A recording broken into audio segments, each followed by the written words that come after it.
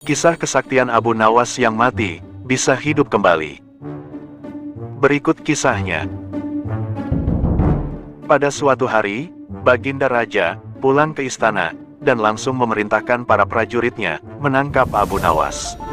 Tetapi Abu Nawas telah hilang entah kemana, karena ia tahu, ia sedang diburu para prajurit kerajaan. Dan setelah tahu para prajurit kerajaan sudah meninggalkan rumahnya, Abu Nawas baru berani pulang ke rumah. "Suamiku, para prajurit kerajaan tadi pagi mencarimu." "Ya istriku, ini urusan gawat. Aku baru saja menjual Sultan Harun al-Rashid menjadi budak." "Kenapa kau lakukan itu suamiku?" "Supaya dia tahu, di negerinya ada praktek jual beli budak, dan jadi budak itu sengsara." "Sebenarnya maksudmu baik, tapi Baginda pasti marah. Buktinya, para prajurit diperintahkan untuk menangkapmu. Menurutmu apa yang akan dilakukan Sultan Harun al-Rashid kepadaku?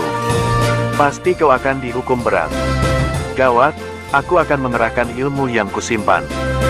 Abu Nawas masuk ke dalam, ia mengambil air wudhu, lalu mendirikan sholat 2 rakaat. Lalu berpesan kepada istrinya apa yang harus dikatakan bila Baginda datang. Tidak berapa lama kemudian, tetangga Abu Nawas geger, karena istri Abu Nawas menjerit-jerit. "Ada apa?" tanya tetangga Abu Nawas, sambil tergopoh-gopoh. "Suamiku mati." "Hah? Abu Nawas mati?" Kini, kabar kematian Abu Nawas tersebar ke seluruh pelosok negeri. Baginda terkejut.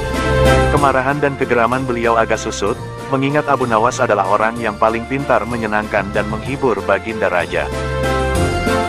Baginda Raja beserta beberapa pengawai, beserta seorang tabib atau dokter istana, segera menuju rumah Abu Nawas. Tabib segera memeriksa Abu Nawas. Sesaat kemudian ia memberi laporan kepada Baginda, bahwa Abu Nawas memang telah mati beberapa jam yang lalu. Setelah melihat sendiri tubuh Abu Nawas terbujur kaku tak berdaya, Baginda Raja merasa terharu dan meneteskan air mata. Beliau bertanya kepada istri Abu Nawas, "Adakah pesan terakhir Abu Nawas untukku?" "Ada paduka yang mulia," kata istri Abu Nawas sambil menangis.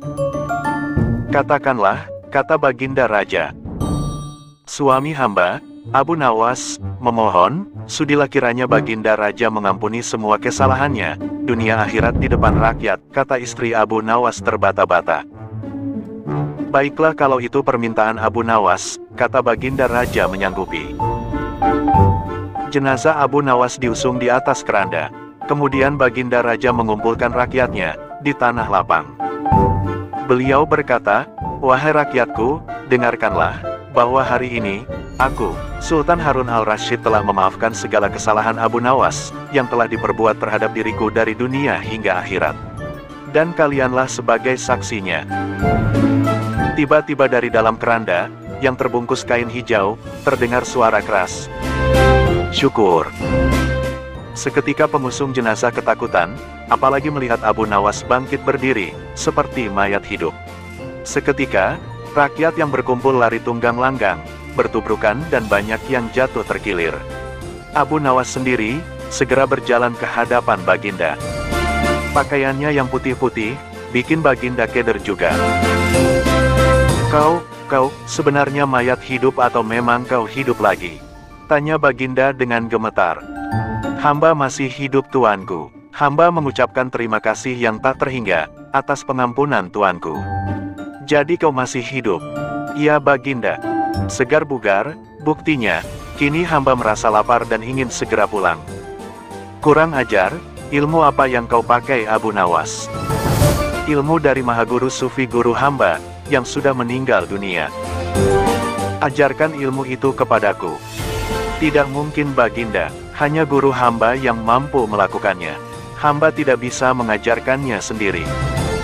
"Dasar pelit." Baginda menggerutu kecewa.